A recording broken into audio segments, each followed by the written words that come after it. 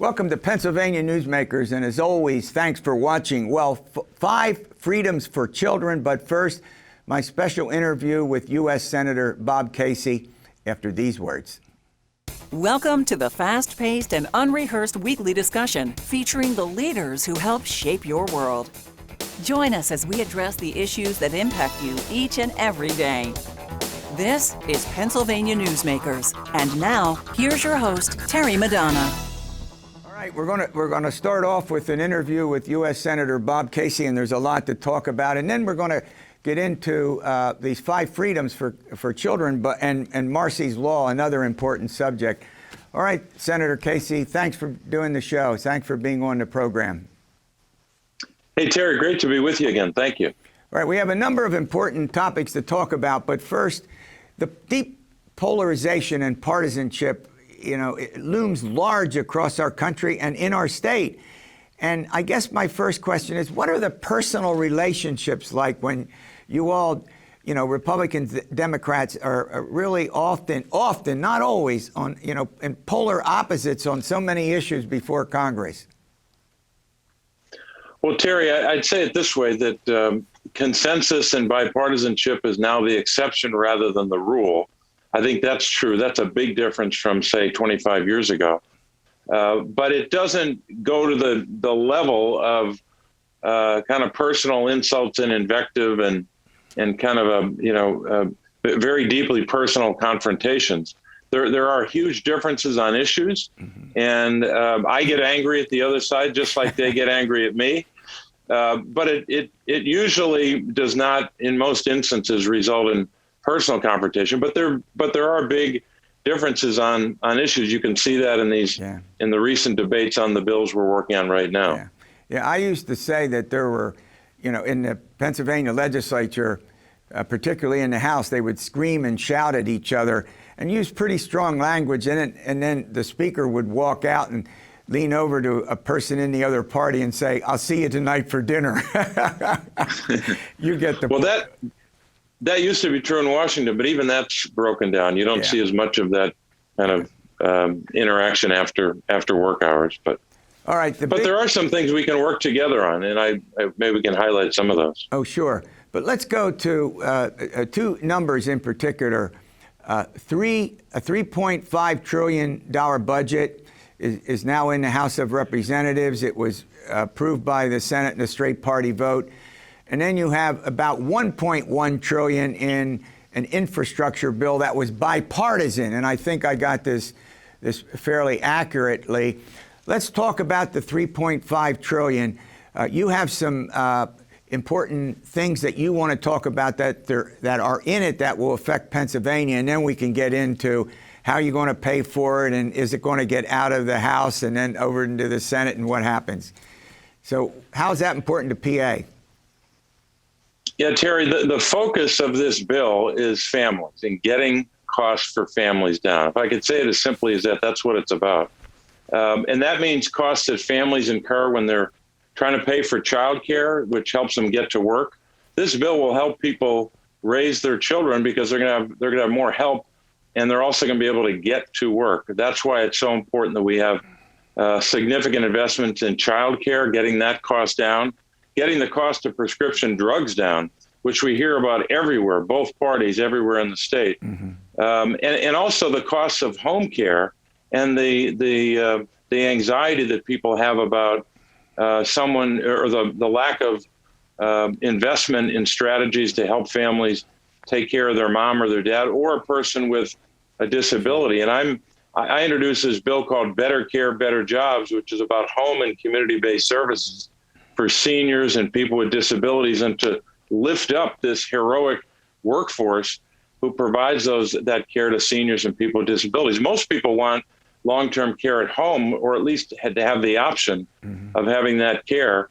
We've got to make sure that we make these investments to help families, not just to recover from the pandemic, but to move into the future together. We can't have a strong economy or the best workforce in the world unless we invest in our children. And a lot of what's in the family's proposal, which we'll be voting on the next few weeks, is included in this 5 freedoms document that you made reference to, that I outlined over the course of the last year and a half.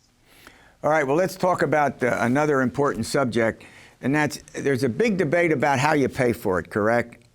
How do you pay Right. for it? And that's not just the content of it, but how are you going to pay for it?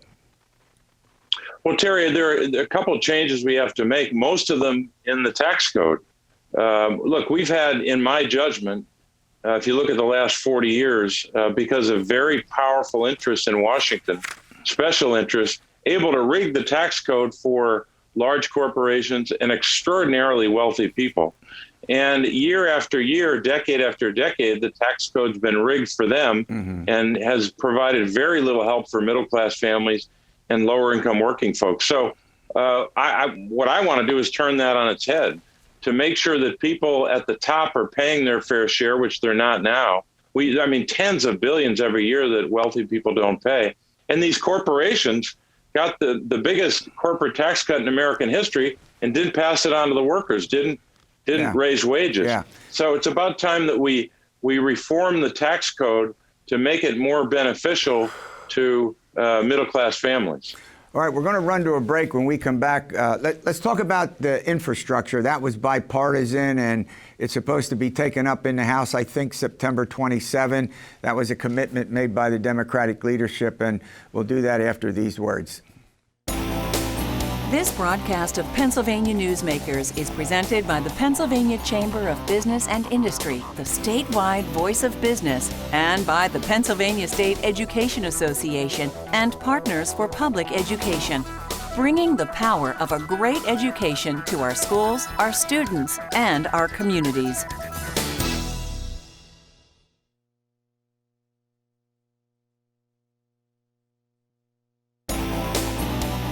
This broadcast of Pennsylvania Newsmakers is brought to you by the Pennsylvania Highway Information Association, the go-to source to learn about transportation projects and issues. Please visit pahighwayinfo.org. And by the Pennsylvania Manufacturers Association. Business in Pennsylvania is our business. All right, we're going to discuss Marsy's Law, but first, my special guest is U.S. Senator Bob Casey. Senator, the infrastructure bill, about $1.1 trillion, passed the Senate in a bipartisan fashion. It's back in the House, and Democratic leaders have said, obviously because the House is controlled by the Democrats, that they're going to take it up at the end of September. Can you give us an update on that? Well, Terry, it's through the Senate. We still have House action, as you said, at the end of September. But this is a big winner for Pennsylvania. We're going to have, just over the course of maybe 5 years, more than $11 billion extra for road repair, for example. And we know that every motorist out there is paying more than $600 per person to fix their car because of the condition of our roads. The federal government's got to help with that. The bridge money is substantial, more than $1.5 billion new dollars for bridges. We've got thousands of bridges in the state that need work. A lot of money for broadband, over $100 million for broadband for Pennsylvania. Money for investments in electric vehicles so that we can do our part to get emissions down and have the infrastructure to do that. So whether it's roads or bridges or broadband or water, we've got a lot of challenges in Pennsylvania. This bill will help a lot. Yeah, we can have a big debate about all the elements in it, but one it seems to me that there's a consensus on, as you accurately point out, Pennsylvania is a big state. Roads and bridges. You drive around Pennsylvania's roads and you go over the bridges, and I'm telling you, there is no doubt about the seriousness of the problem. No question about it. And Terry, our state has 48 rural counties out of 67. And a lot of those rural communities, that one bridge is the bridge that takes that school bus over to the school that those children go to, or the emergency vehicle. I have a special provision in this bill that I worked on years ago, another version of it, to get more dollars to those county-owned or what are called off-system bridges. That's going to be especially beneficial to Pennsylvania. All right, let's talk a little bit about 5 freedoms for children. You can hold that up again. Here's the prop. Now, this is a major initiative that I outlined last year at the beginning of the pandemic. Then we updated it for the pandemic. The good news is The rescue plan made some progress on investing in children.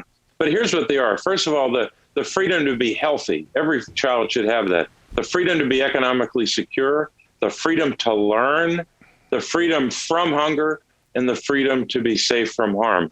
Every child in America should have all 5 of those freedoms. I did, and so many others growing up. There's no reason why more middle-class children can't be the subject of our investment, whether it's childcare or pre-K or food assistance to keep kids from being hungry, but also especially lower-income kids in working families across the country. There's no question that we can do this. We can afford to do it if we get our values right in Washington. And when you're rigging the tax code for big corporations for 40 years, you're not making the investments in children. And every priority we have, outcompeting China, you have to invest in kids. Having a stronger military, a stronger national security, you have to invest in children. And as I've always said, Terry, if kids learn more now, they're going to earn more later. It's not just a rhyme, it's the truth. And I think employers know this. Are these in a variety of bills in the Congress, or do you have them in one? Yeah, I was going to say, it seems like they have to be in a variety of bills. We probably don't have every proposal in the current legislation we're debating, the families plan, but a lot is there. The tax cut for families raising children, investments in child care, tax credits to pay for child care. So we have a number of elements in it. After this bill is passed, we'll do a comparison with this, and if we're short, we'll keep working on getting these 5 freedoms enacted into law. I think it's the best way for America to be competitive, right, and to have the best workforce in the world. Well, look, we're out of time. I want to thank you for coming on the program. As I like to say, our governor and both U.S. senators have a standing invitation, and I want to thank you for coming on the program. All right, when we come back, we're going to talk about Marsy's Law. It's a very, very important subject, and we'll get into that debate after these words. This broadcast of Pennsylvania Newsmakers is brought to you by Cross-State Credit Union Association. Credit unions, where people are worth more than money. To find a credit union that is right for you, go to ibelong.org. And by the Energy Association of Pennsylvania, Pennsylvania's energy information source.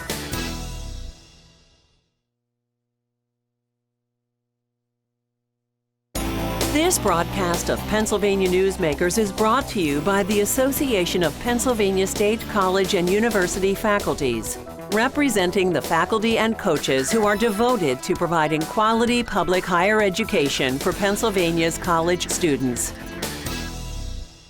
Well, Jennifer Riley joins me. She's the executive director of Marsy's Law for Pennsylvania. Welcome to the program. All right, well, we hear a lot about Marsy's Law. Well, first of all, who is Marsy, and why are we talking about Marsy's Law? Sure. So back in the 80s, there was a woman named Marsy Nicholas who lived in California, and she was stalked and brutally murdered by an ex-boyfriend. And a few days after her funeral, her brother and mother went into the grocery store, and they ran in face-to-face with the accused murderer. They had not been notified that he had been released on bail. And you can imagine what a shock that would have been and how upsetting that was. And so at that point, Marsy's brother, Henry Nicholas, decided that he would do everything he could to make sure that no other family had to deal with what they dealt with. So how does that translate into what's before us in Pennsylvania? So from that, Marsy's Law is now a national effort. And here in Pennsylvania, it's an effort to elevate the rights that we have for crime victims to our state constitution. We're one of only 15 states that doesn't have constitutional rights for crime victims. You want a constitutional amendment? This is a constitutional amendment. And you have to go through a process to get that 2 consecutive sessions of the Pennsylvania legislature, and then it goes to the voters in a referendum. Well, where do you stand? As you know, we had 4 questions on the ballot in the primary back in the spring. I know. So what we've done so far is in 2017, Marsy's Law came to Pennsylvania. In 2018 and 2019, we passed overwhelmingly, nearly unanimously in the state legislature. And then in November of 2019, the question went to the voters of Pennsylvania. And Marsy's Law has been incredibly popular and has had overwhelming support in Pennsylvania. In fact, 74% of Pennsylvania voters approved Marsy's law. So at this point, we should have constitutional rights for crime victims in Pennsylvania, but unfortunately, there's a lawsuit that has hindered that. I was going to say, how many different ways can you say judges, right? What's the lawsuit contend? So there's a group of individuals that fundamentally don't agree that crime victims should have constitutional protections. Think criminal defense attorneys and the like. Oh, yeah. And so they filed a lawsuit on a technicality. And that technicality is that the Crime Victim Rights Amendment is multiple subjects, so it should be multiple amendments. And our argument is that the Crime Victims' Rights Amendment is about a single subject, right? Crime victims' rights, and therefore can be a single subject amendment. Yeah. So what court is it in? Obviously, is it in the Commonwealth Court, or did it reach the Supreme Court of our state yet? So in January, the Commonwealth Court came out with their decision. It was a split decision, and we appealed that decision. And now we are having our oral arguments in front of the Pennsylvania Supreme Court this week. Oh, wow. So it's moving along quite well. All right, we're going to run to We're going to run to a break, I should say. And when we come back, I want to chat a little bit about opposition and support, and then, victims' rights. All right, we'll do all of that after these words. This broadcast of Pennsylvania Newsmakers is brought to you by the Pennsylvania Medical Society. Inspired physicians committed to the good health of Pennsylvanians and the advancement of the practice of medicine.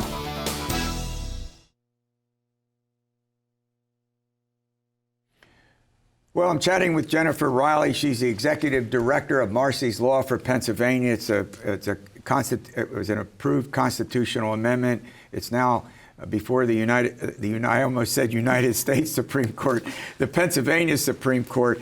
And, well, what does the amendment actually say?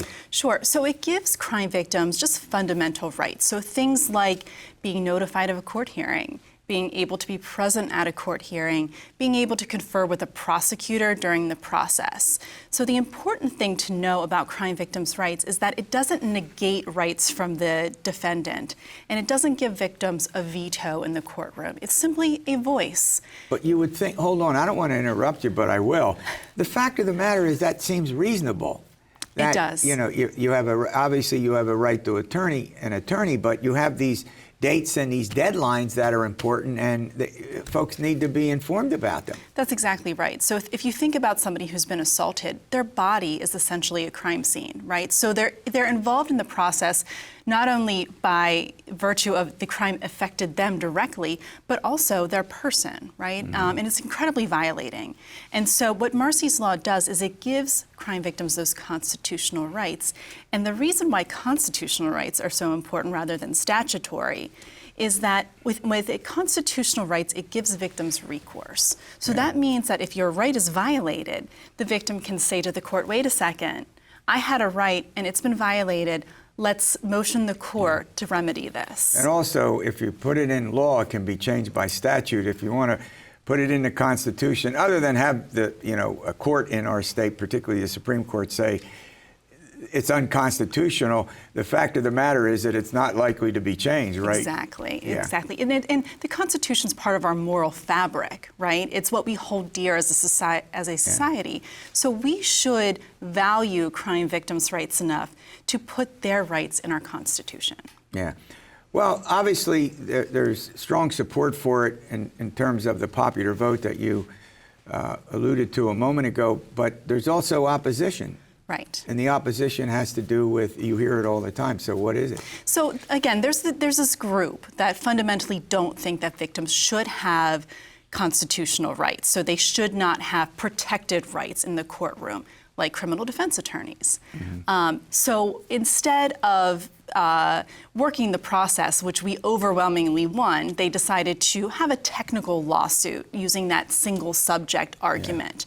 So basically, here we are in court 3-4 years after the fact, and arguing that that constitutional rights for crime victims are a single subject within the eyes of the court. Right.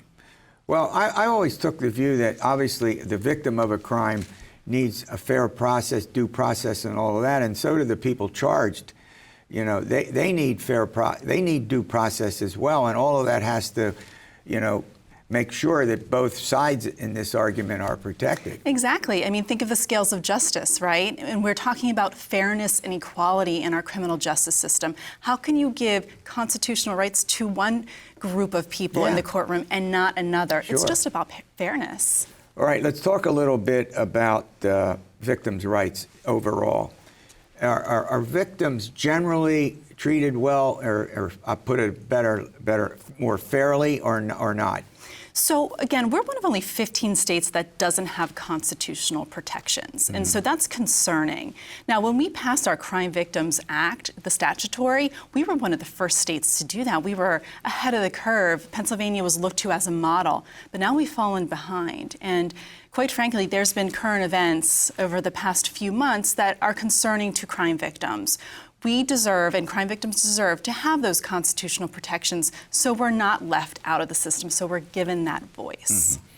Well, when we talk about this, is it a reality that this is not the only issue relative to victims' rights that's I won't say before the legislature, but you know, a relevant topic to talk about? Absolutely. I mean, we had that issue a few months ago where the Department of State did not include the constitutional ballot for statute of limitations reform. So that was a huge mistake and a huge setback for crime victims. So again, there's this pattern of crime victims being left behind. And as Pennsylvanians, we need to stand up for crime victims. And that's really what Marsy's Law is all about. How important is the statute of limitations? So the statute of limitations is incredibly important for crime victims, those that have been abused. In fact, it's been an issue that has been ongoing in Pennsylvania for years. We've seen states around us, right, pass similar statutes of limitation reform pieces. And here in Pennsylvania, there was very close to being a constitutional amendment on the ballot, but the Wolf administration, their Department of State, failed to properly advertise that amendment and therefore set the whole process back. And here we are. All right. Well, look, I want to thank you for coming on. This is an important topic, and we wanted to present it to our viewers. All right, we'll see you next week for another edition of Pennsylvania Newsmakers, and as always, stay well.